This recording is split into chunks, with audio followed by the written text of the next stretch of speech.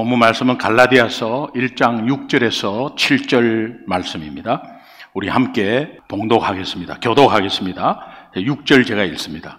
그리스도의 은혜로 너희를 부르신 이를 이같이 속히 떠나 다른 복음을 따르는 것을 내가 이상하게 여기노라. 다른 복음은 없나니 다만 어떤 사람들이 너희를 교란하여 그리스도의 복음을 변하게 하려 함이라. 그러나 우리가 혹은 하늘로부터 온 천사라도 우리가 너희에게 전한 복음 외에 다른 복음을 전하면 저주를 받을지어다. 우리가 전에 말하였거니와 내가 지금 다시 말하노니 만일 누구든지 너희가 받은 것 외에 다른 복음을 전하면 저주를 받을지어다. 이제 내가 사람들에게 좋게 하랴? 하나님께 좋게 하랴? 사람들에게 기쁨을 구하랴? 내가 지금까지 사람들의 기쁨을 구하였다면 그리스도의 종이 아니니라. 형제들아, 내가 너희에게 알게 하노니 내가 전한 복음은 사람의 뜻을 따라 된 것이 아니니라. 12절 함께 읽겠습니다. 시작. 이는 내가 사람에게서 받은 것도 아니요 배운 것도 아니요 오직 예수 그리스도의 계시로 말미암은 것이라. 아멘. 살아계신 하나님의 말씀입니다. 저와 여러분은 지난 한 주 동안에 큐티를 하신 분들은 아마 큐티가 잠언 말씀이 잠깐 나온 것을 알 수 있을 겁니다. 이제 잠언을 큐티하면서 특별히 미련한 자와 지혜로운 자에 대해서 구절마다 말씀하시는 그 의미가 있었습니다. 그것을 묵상하면서 제가 개인적으로 묵상해도 어떤 때는 지혜롭다가도 또 어떤 때는 미련한 나 자신을 발견했습니다. 큐티 말씀이 그렇게 중요한 거예요. 깨닫게 해주시는 거예요. 잠언에서 미련한 자는 게으른 자라고도 규정하고 교만한 자다라고 규정합니다. 이런 자들의 특징이 있는데 삶 속에서 구원을 소홀히 여기다가 신앙의 연수만 길어지고 성숙과 성장이 없다는 거예요. 그러니까 변화가 없다는 것입니다. 잠언 15장 19절은 이런 게으른 자, 교만한 자, 미련한 자 같은 말입니다. 가시 울타리 같다 그렇게 표현합니다.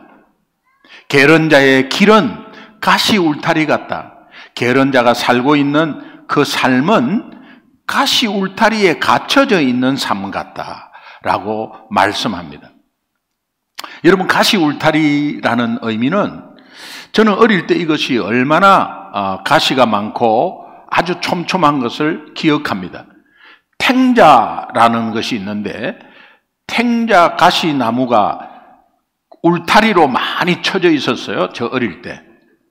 그런데 그 탱자를 따려고 들어갔는지 어떻게 들어갔는지 조그마한 구멍을 개구멍이라 그러는데 그 개구멍으로 들어갔다가 그 구멍을 잃어버려 가지고 못 나온 적이 있었습니다. 근데 아무리 조금 좁은 데로 가려 해도 가시가 너무 많아 가지고 조그마한 아이인데도 갈 수가 없었습니다. 제가 그때가 5살, 6살 때인데 4시간 이상 갇혀 있었다고 그렇게 제가 들었습니다. 자, 우리 가시 울타리 같다는 것은 영적인 신앙생활에서의 가시 울타리는 영적인 성숙이나 성장이 전혀 없고 늘 그 자리에서 빠져나오지 못하고 맴돈다 이제 그런 의미예요. 이런 자의 특징은 늘 할 수 없는 이유들이 많아. 해보겠습니다. 네, 그거 한번 해볼게요. 이런 말이 아니고 이것 때문에 못하고 저것 때문에 못하고 이것 때문에 못 나오고 저것 때문에 못 나오고 하는 이런 이유들이 많아요. 이 이유들이 스스로 자신을 가두어 놓게 하고 도전을 하지 못하게 해요.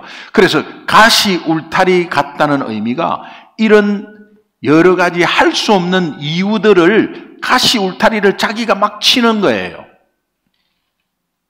잠언에서 미련한 자와 반대되는, 다시 말하면 교만한 자와 반대되는 겸손, 미련한 자와 반대되는 지혜로운 자는 사람과 하나님 앞에 겸손한 자인데, 이런 사람은 구원을 소중하게 여기고 이웃과 지체를 소중하게 여긴다는 거예요. 구원을 소중하게 여긴다는 의미는 여러분 삶 가운데 예수님이 최우선주기고 예수님을 소중하게 여긴다는 의미예요. 그런 삶은 성장과 성숙이 있다는 거예요. 그 삶에 변화가 있다는 겁니다. 또한 그의 말과 행동은 살리고 회복시키는 말을 한다는 거예요. 미련한 자, 다시 말하면 교만한 자와 지혜 있는 자, 겸손한 자, 기준이 뭘까? 세상 기준은 도덕과 윤리 기준 할 수 없어요. 도덕과 윤리로는 그 기준을 세울 수가 없습니다. 어느 정도인지를 특별한 구분이 없어요. 그런데 성경에서 말하는 이 미련한 자와 지혜 있는 자, 다시 말하면 교만한 자와 겸손한 자의 선명한 기준이 있습니다. 그것이 바로 복음입니다. 그러므로 우리가 이 미련한 자가 되지 않고 지혜로운 자가 되려면 한 가지 결단하셔야 돼요. 딱 해야 할 거 한 가지입니다. 날마다 내가 오늘도 복음을 붙잡고 있는가? 이거를 계속 체크해 봐야 돼요. 내가 오늘도 복음을 붙잡고 있는가? 지난 한 주간에 6일 동안에 내가 복음을 붙잡고 있는가? 이렇게 생각해 보신 분이 과연 몇 사람 될까요? 체크하고 되새겨야 합니다. 복음은 삶을 변화시키고 또 신앙을 업그레이드 시키고 또한 사탄의 방해에서 지켜주는 하나님의 능력이 되기 때문입니다. 이런 맥락에서 오늘 본문은 우리가 날마다 복음을 붙잡는 것이 얼마나 중요한지를 다시 한 번 더 말씀해 주고 있고, 그렇다면 이 복음을 붙잡는다, 이것이 무슨 의미인가? 복음을 붙잡는다, 이것이 뭐 복음이 눈에 보여서 막 이렇게 손으로 붙잡는 거 아니잖아요. 복음이 붙잡는 게 뭐냐? 저는 세 가지로 오늘 본문 말씀을 기준으로 세 가지로 다른 관점에서 한번 봤으면 좋겠습니다. 세 가지로. 첫 번째는 복음을 붙잡는다는 것은 하나님이 우리를 부르신 목적을 확실하게 아는 거예요. 하나님이 왜 나를 부르셨나를 확실하게 알면 그 자체가 복음을 붙잡는 거예요. 6절 말씀을 우리 다시 한번 읽겠습니다. 6절 말씀 읽습니다. 시작. 그리스도의 은혜로 너희를 부르신 이를 이같이 속히 떠나 다른 복음을 따르는 것을 내가 이상하게 여기노라. 이 말씀과 하나님이 우리를 부르신 목적하고 무슨 상관인가 할 수 있습니다. 그러나 이 말씀의 배경을 알아야 합니다. 우리는 사도 바울의 1차 선교 여행이 사도행전 13장부터 시작되고요. 2차 선교 여행이 사도행전 15장부터입니다. 그래서 신약 성경의 서신서 모두는 다 사도행전의 역사서의 기준 안에 다 있습니다. 갈라디아서도 데살로니가 전서, 전후서, 골로새서 다 사도행전 안에 다 연관이 있습니다. 오늘 이 갈라디아서는 사도행전 13장, 14장, 15장 다 연관되어 있습니다. 갈라디아서가 쓰여진 시간이나 내용은 사도행전 13장, 14장, 15장에 연관이 되어 있습니다. 그래서 사도 바울이 사도행전 13장에 안디옥 교회에서 선교사로 최초로 파송되는데 그때 1차 선교 여행이 시작됩니다. 그런데 그가 제일 먼저 도착한 땅이 갈라디아라는 지역이었습니다. 바울은 거기에서 복음을 전하고 교회를 개척한 다음에 다시 한 번 더 안디옥으로 돌아와서 2년을 휴식하게 됩니다. 그리고 2차 선교 여행을 준비하면서 2차 선교 여행을 시작할 때 자신이 복음 전한 그 복음이 잘 전파되고 있는가, 그 교회가 잘 세워지고 있는가 궁금해서 다시 갈라디아 교회로 가게 됩니다. 그런데 그가 깜짝 놀랄 일을 당하는데 그것을 알게 된 그 내용이 뭐냐니까 이 복음을 해치는 다른 복음이 갈라디아 교회 안에 들어와서 전해지고 있다는 사실이었습니다. 그리고 갈라디아 교인들은 거기에 현혹되어서 혼란스러웠다는 거예요. 이 배경이 사도행전 15장입니다. 15장 1절 우리 함께 읽겠습니다. 같이 읽습니다. 시작. 어떤 사람들이 유대로부터 내려와서 형제들을 가르치되 너희가 모세의 법대로 할례를 받지 아니하면 능히 구원을 받지 못하리라 하니 오직 예수냐? 아니면 예수 플러스 할례냐? 그 당시는 유대계 크리스찬들이기 때문에 유대인에서 유대교를 믿다가 전부 크리스찬으로 바뀌어 있는 그런 교회 멤버였기 때문에 이 할례가 역사적으로 굉장히 중요하고 또 할례가 계속해서 그런 신앙 습관에 배어 있었습니다. 그래서 예수만 믿어서 되겠냐? 우리가 기본적으로는 할례를 받는 민족인데 할례를 받고 예수를 믿어야 구원받는다. 이 구원론을 놓고 논쟁이 벌어졌습니다. 바울이 찾아가니까 그런 모습 가운데서 바울은 오직 예수를 주장했겠죠. 그런데 거기에 유대 지도자들은 예수 플러스 할례라 해야 된다. 논쟁이 끝도 한도 없었는데 이것이 다시 한 번 더 예루살렘 본부 교회로 와서 논쟁이 되었습니다. 이것이 제1차 종교회의라고 합니다. 그런데 그 논쟁에서 최고 권위를 가진 베드로 사도가 마이크를 잡습니다. 그리고 결론을 맺습니다. 이랬다 저랬다 논쟁할 필요 없습니다. 오직 예수 그리스도를 믿음으로 구원받습니다. 이렇게 선언함으로 이 구원론의 논쟁에 마침표를 찍게 돼요. 바울은 그 현장에 있었습니다. 그것을 경험한 것이 바울이 계속해서 이런 문제가 다른 교회에서도 지역에서도 야기될 가능성이 있겠다. 그것을 짐작하고 이 구원론의 혼란을 막기 위해서 성령의 감동으로 쓰게 된 것이 갈라디아서입니다. 하나님이 우리를 부르시고 구원을 주신 것이 우리의 공로나 선행을 보시고 아닙니다. 그렇게 주신 것이 아닙니다. 전적인 하나님의 은혜입니다. 믿으시면 아멘. 그래서 이사야서 43장 1절은 이렇게 말합니다. 야곱아, 너를 창조하신 여호와께서 지금 말씀하시느니라. 야곱아, 이스라엘아 같은 사람입니다.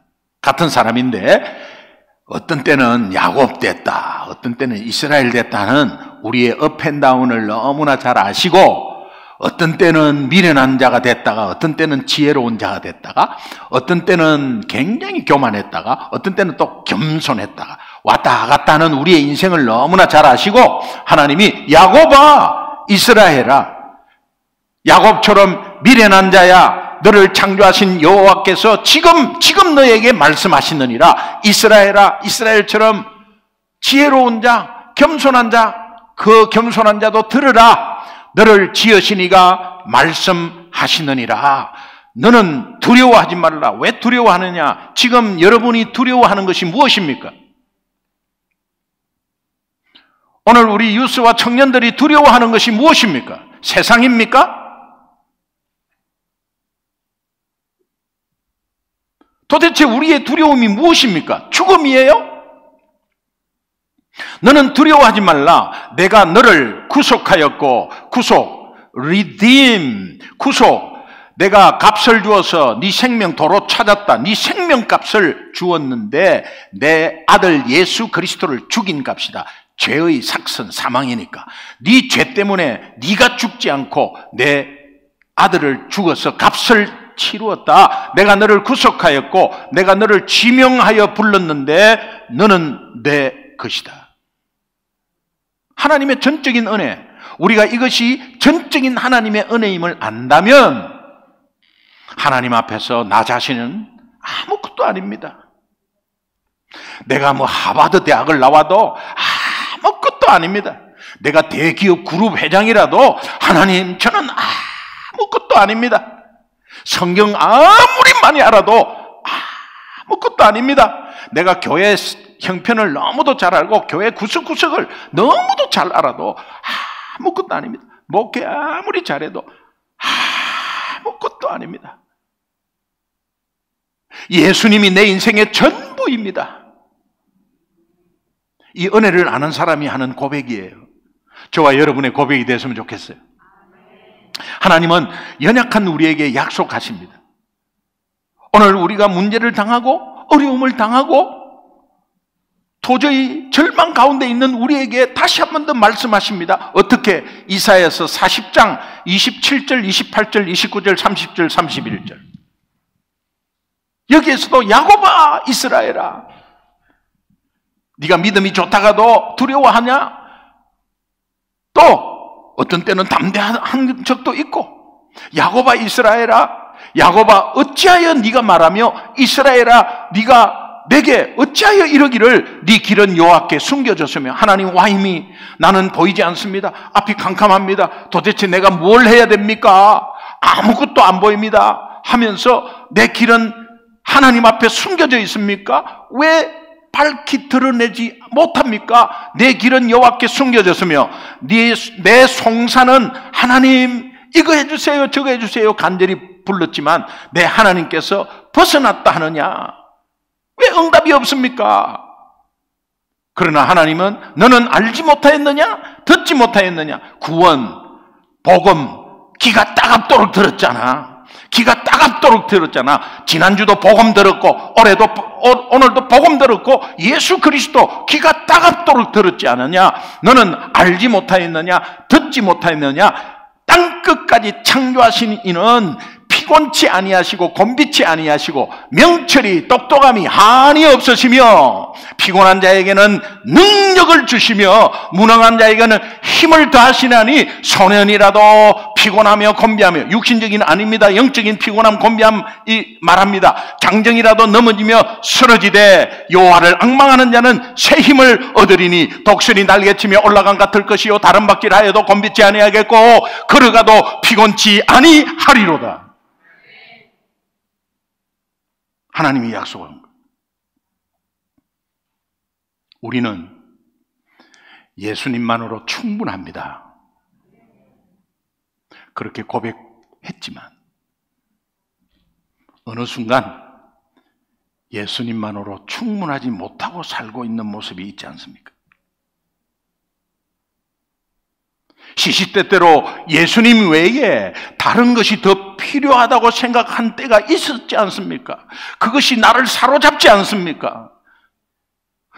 저 학교가 예수님보다 더 좋고 내 성적이 예수님보다 더 좋고 저 친구가 타는 차가 예수님보다 더 좋고 옆에 있는 집이 예수님보다 더 좋고 통장의 어카운트가 주식이 예수님보다 더 좋고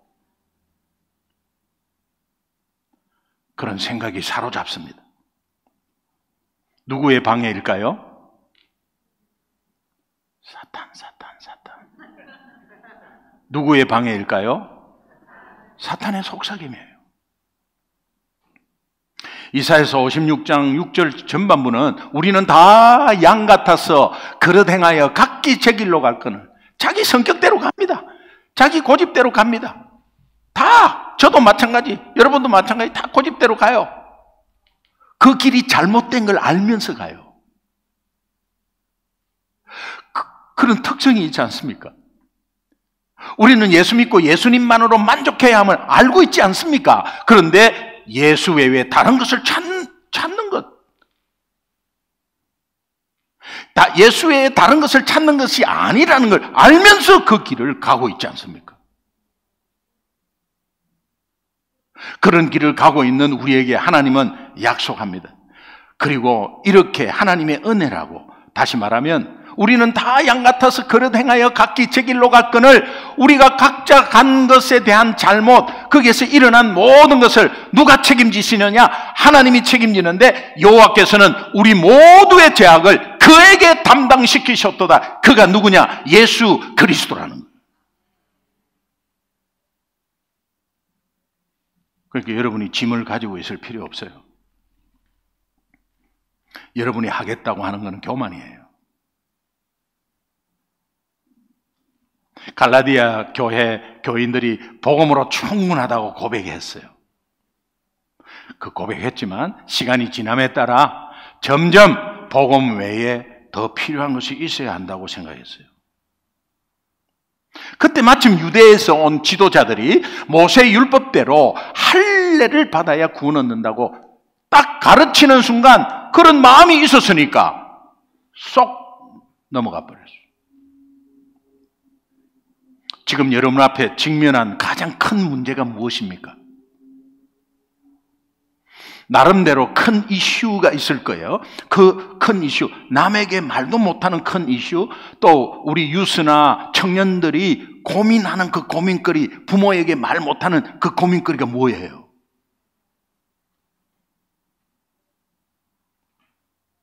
이거는 하나님하고는 관계없고요.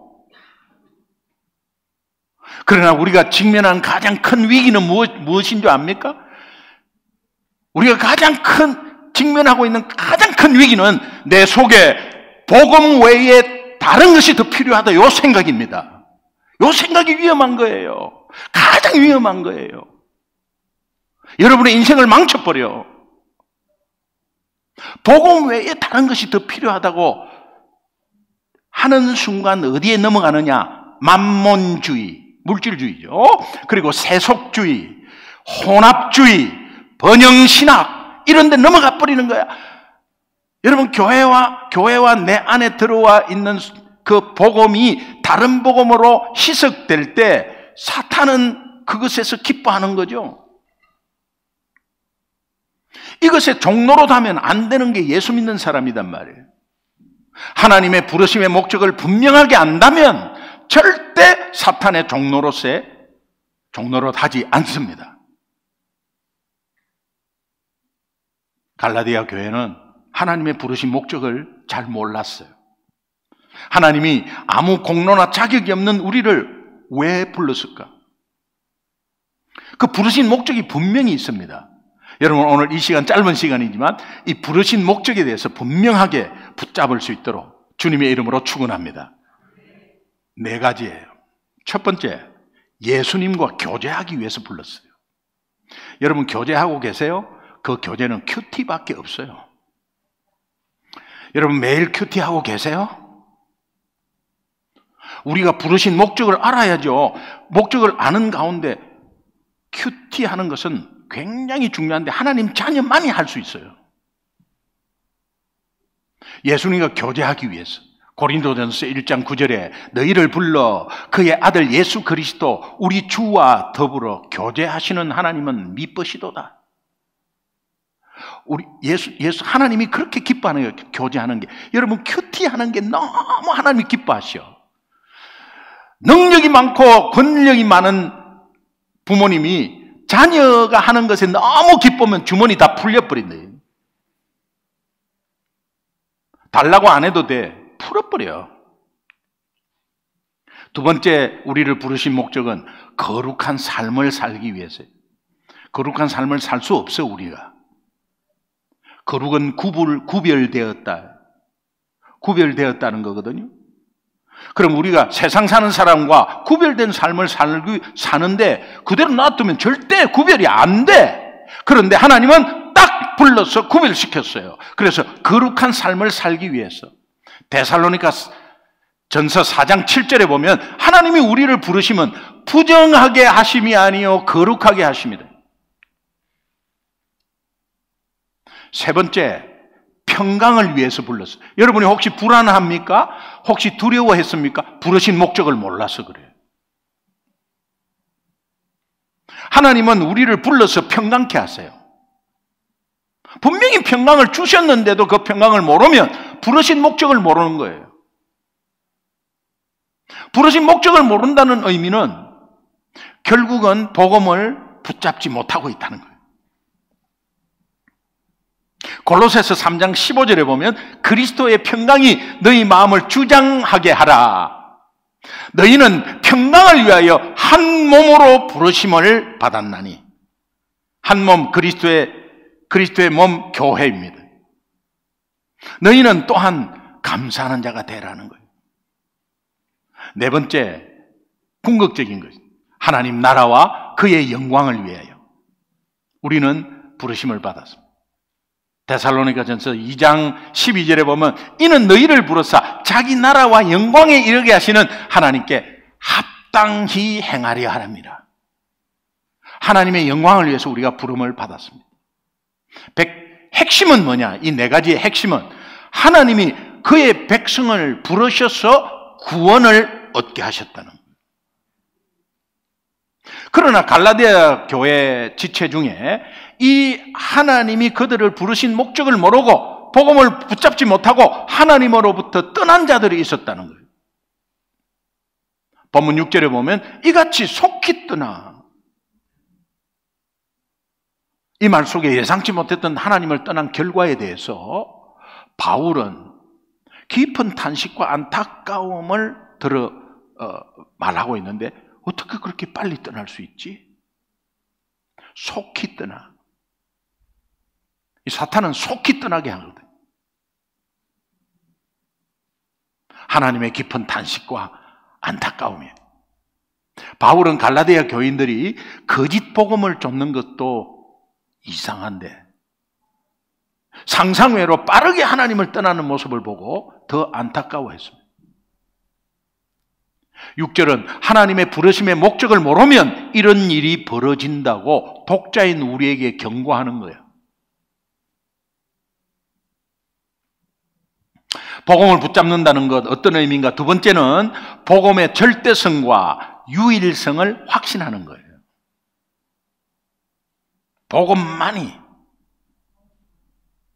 복음의 절대성, 유일성, 다른 복음 없습니다. 우리 죄 해결하는 것은 복음밖에 없어요. 우리 구원은 오직 복음이에요. 그러니 우리 삶 속에서 문제 해결도 복음이에요. 7절, 8절, 9절 우리 천천히 함께 읽겠습니다. 같이 읽습니다. 시작. 다른 복음은 없나니 다만 어떤 사람들이 너희를 교란하여 그리스도의 복음을 변하게 하려 함이라. 그러나 우리나 혹은 하늘로부터 온 천사라도 우리가 너희에게 전한 복음 외에 다른 복음을 전하면 저주를 받을지어다. 우리가 전에 말하였거니와 내가 지금 다시 말하노니 만일 누구든지 너희가 받은 것 외에 다른 복음을 전하면 저주를 받을지어다. 7절에 다른 복음은 없나니, 복음의 절대성, 유일성을 강조하는 말씀이에요. 그런데 여기에 너희를 교란하여, 교란했다는 이 교란하다, 이 소란케 하는 자, 그런 뜻이 들어가 있어요. 여기에서는 거짓 교사를 가리키는데 거짓 교사들이 교회를 소란케 하는 내용이 딱 두 가지입니다. 이거는 우리가 교훈을 받아야 돼요. 처음에 교란한 내용은 복음을 자꾸 희석시킵니다. 그 복음을 변질시키는 거예요. 거짓 교사가 교회를 소란케 하는 두 가지. 그럼 이 두 가지를 보면서 거짓 교사로 우리를 판단할 수가 있는데 말씀에 의해서 그냥 바라보는 거예요. 내 생각으로 판단하는 거 아니에요. 자, 이 거짓 교사들은 복음을 희석시킵니다. 복음이 중요하지 않습니다. 복음을 변질시킵니다. 두 번째는 교회의 영적 권위와 질서를 혼란시킵니다. 이게 두 특징이에요. 그러나 복음의 절대성과 유일성을 확신하는 자는 이 거짓 교사들의 복음을 변질시키고 그에 대한 소란과 혼란이 일어나도 절대로 흔들리지 않습니다. 복음만이 하나님의 능력이기 때문에. 8절에서 보면 누구든지 다른 복음을 전하면 저주를 받을 것이다. 바울은 8절에 이어서 저주를 반복해요. 저주를 받는다. 이 저주는 원래 뜻이 하나님으로부터 버림받는다, 이런 뜻이에요. 이 단어를 반복하는 것은 네 저주받을 거야, 나 앞으로 너 저주받을 거야, 이렇게 하는 거 아닙니다. 저주를 받을 것이라는 이 의미에서 복음의 유일성과 절대성이 얼마나 중요한데 그런 말씀이에요. 다른 복음에 절대 흔들리지 않아야 한다. 저주를 받는다는 그 저주를 강조하는 게 아니고 다른 복음에 절대로 휩쓸리지 마라, 이것을 강조하기 위해서 저주받을 거라는 걸 두 번씩 이야기해요. 하나님은 우리를 저주하는 사람이 아니에요. 강조하는 거예요.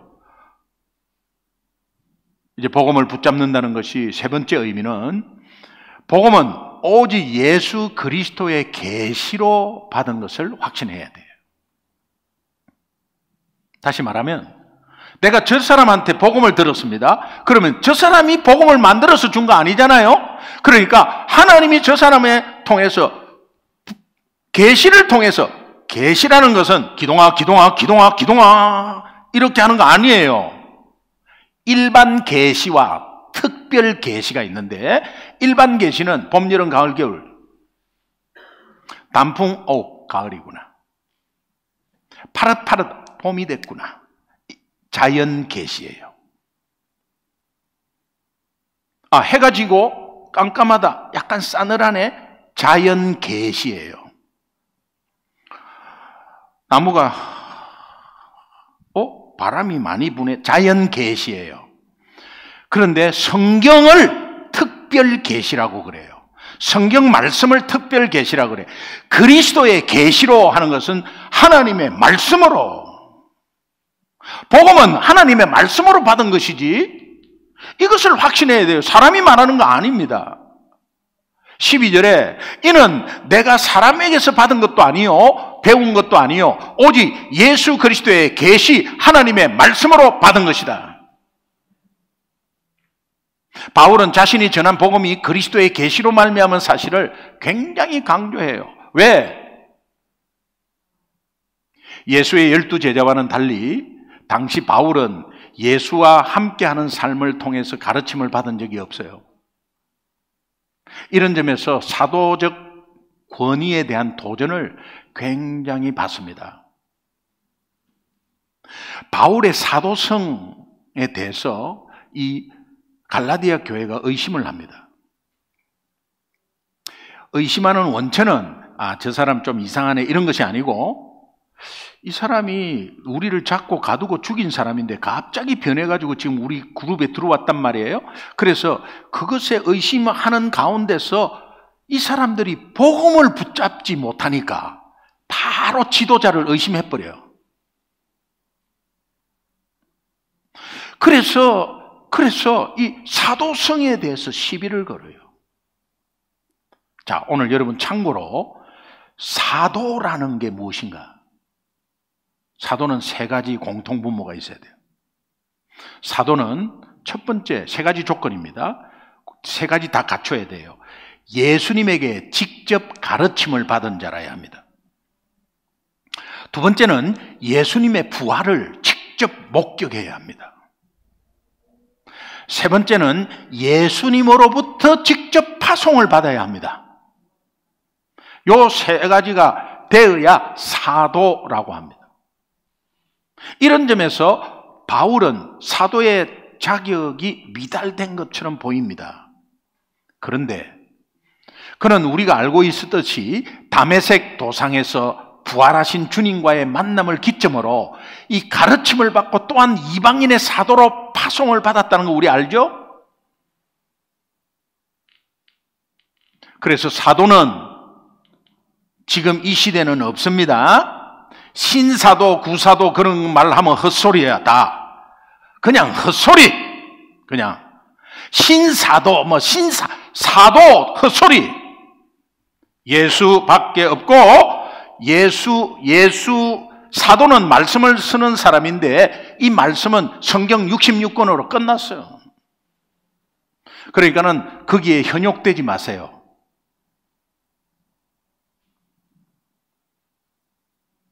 신사도주의 이런 거 해서 그 목사님이 믿음이 곱고 성경을 많이 아는데 그분이 그냥 딱 X 하시면 돼요. 그냥. 자, 결론. 우리는 이제 신앙생활에 선명한 기준이 하나님의 능력이 날마다 복음을 붙잡는 것이, 이 무슨 의미입니까? 그 의미를 알았습니다. 날마다 복음을 붙잡는 의미 알았습니다. 그렇기 때문에 이제부터 바울처럼 나는 예수 그리스도의 종이라고 확신 있게 선언하면서 하나님의 기쁨 되기를 주님의 이름으로 축원합니다. 그래서 10절이 굉장히 중요한 결론적인 말씀이에요. 10절 우리 함께 읽겠습니다. 10절 시작. 이제 내가 사람들에게 좋게 하랴, 하나님께 좋게 하랴, 사람들에게 기쁨을 구하랴. 내가 지금까지 사람들의 기쁨을 구하였다면 그리스도의 종이 아니니라. 여러분, 오늘 10절 말씀에 이제 내가 사람들에게 좋게 하랴, 하나님께 좋게 하랴, 여기에 이 내가라는 것을 내 first name, 이름을 한번 넣어 보십시오.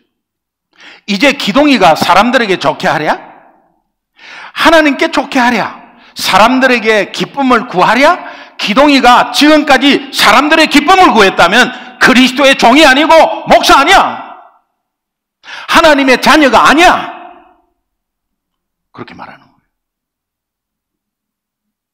자, 여러분 이름을 넣어 보십시오.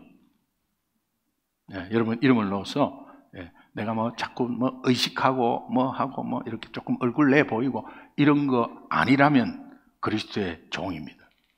여러분 이름을 넣어서 하면 내가 이제 내가 할 때 내에 여러분 이름을 넣어 보십시오. 자, 시작. 이제 기동이가 사람들에게 좋게 하랴, 하나님께 좋게 하랴, 사람들에게 기쁨을 구하랴. 기동이가 지금까지 사람들의 기쁨을 구하였다면 그리스도의 종이 아니니라. 사람의 귀에 듣기 좋은 설교하는 강단이 의외로 많다고 합니다. 물질적인 축복 강조하면서 번영 신학을 따르는 강단이 의외로 많다고 합니다. 그들은 예수 이야기도 합니다. 내가 사람들에게 좋게 하랴, 사람들에게 기쁨을 구하랴, 이 말씀이 이런 맥락이에요. 복음을 붙잡고 있는 그리스도의 종이 어디를 가든지 무엇을 하든지 누구를 만나든지 하나님의 뜻에 따라 살리고 회복시키는 일을 해야 된다. 목사님 저도 마찬가지예요. 무슨 일이 있어도 강단에서 복음만 선포하는 목사, 어떤 상황 가운데 어떤 상황에 방해가 있더라도 삶 속에서 복음만 전하는 목사, 그리고 예수 잘 믿는 목사 되기를 소망합니다. 바울은 사람의 귀에 듣기 좋고 사람의 기쁨이 되는 설교로 인기를 모으려고 했다면 자신은 그리스도의 종이 아니라고. 바울은 유대인으로서 율법에 열심을 가진 자였습니다. 그러나 예수님을 만난 후에 율법의 완성자이신 예수 그리스도께서 예수 그리스도를 안 이상 예수 그리스도에게 철저히 복종하며 예수 그리스도의 복음만이 사람을 살리는 것을 알고 목숨 걸고 전하는 전도자가 되었습니다. 그는 이렇게 고백합니다. 11절 한번 같이 읽겠습니다. 11절 시작. 형제들아, 내가 너희에게 알게 하노니 내가 전한 복음은 사람의 뜻을 따라 된 것이 아니니라. 당시 유대 사회 개념을 염두에 두고 하는 말인데, 대제사장으로부터 명령을 받아서 업무를 수행하는 지도자들 또 일꾼들이 많았어요. 바울이 다메섹으로 행할 때 그의 임무는 이러한 성격을 띤 임무였어요. 그러나 사도 바울은 지금 복음을 전하는 것이 자신이 예수 믿기 이전처럼 사람의 명령에 따라 행한 거 아니다. 그러니까 이제는 예수님으로부터 받은 사명이라고 고백하고 있습니다.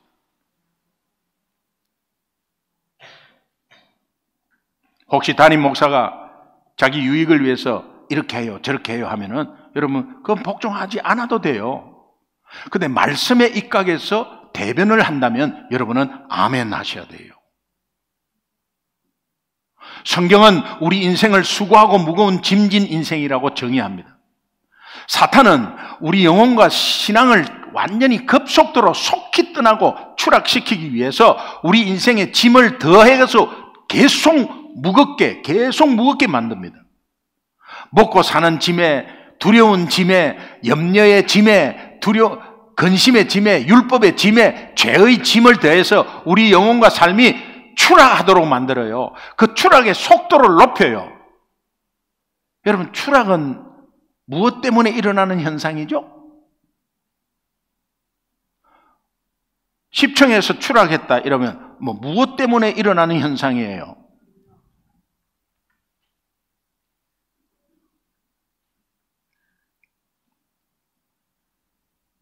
나무에서 사과가 떨어지는 게 무엇 때문이에요?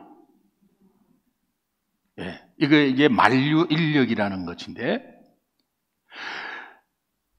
중력이 지구에서 끌어당기는 힘이 있기 때문에 떨어지는 거예요. 그 힘에서 벗어난 우주는 마음대로 유영합니다. 거리가 높을수록, 무게가 무거울수록, 속도가 빠르면 빠를수록 충격은 엄청 큽니다. 이게 이제 공식 계산이 나오는데, 사탄은 우리의 영혼을 더 빠르게 추락시키기 위해서, 큰 충격을 주기 위해서 온갖 짐을 더하고 거기에 속도를 더해버려요. 우리 힘으로서는 절대 벗어날 수 없어요. 아니, 우리 애가 어떻게 그렇게 빨리 무너질 줄을 몰랐다고. 여기에서 벗어나는 길은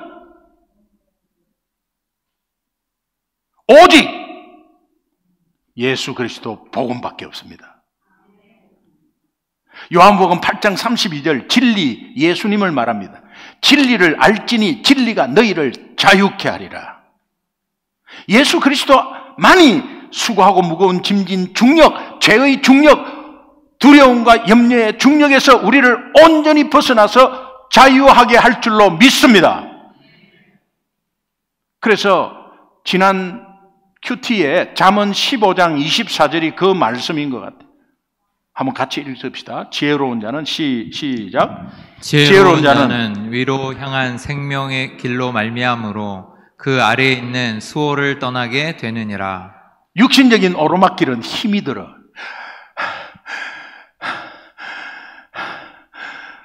힘들어요. 힘들게 사는 사람 많습니다. 육신적으로 좀 더 잘 살라고, 육신적으로 좀 더 좋은 차 가지게 하려고, 좀 더 육신적으로 좋은 학교 가기 위해서 애쓰지 마라, 노력하지 마라, 이런 의미 아니에요. 힘들다는 거야. 영적인 오르막길은 굉장한 자유함이 있고 가볍고 생명길이라는 거예요. 육신적인 오르막길은 이렇게 합니다. 영적인 오르막길은 이러면 이게 차이가요, 보통 차이가 아니에요. 그의 길은 영혼의 상승, 즉 영적인 성숙과 성장과 변화가 있다는 거예요. 지혜로운 자는 그 복음을 놓치지 않고 날마다 붙잡는 사람은 위로 향하는 생명길로 가는, 생명길은 굉장히 기쁘다는 거야. 그런데 생명길이 아니고 육신적으로 어떻게 해보려고 가면 힘들어. 이번 한 주도 이 순수한 복음을 붙잡고 이 복음이 내 삶의 기준이 되어서 여러분의 영육이 위로 향하는 성축과 성장의 변화, 월요일도, 화요일도, 수요일도, 목요일도, 금요일도, 토요일도, 주일도, 그런 길이 되리기를 주님의 이름으로 축원합니다. 우리 기도합시다.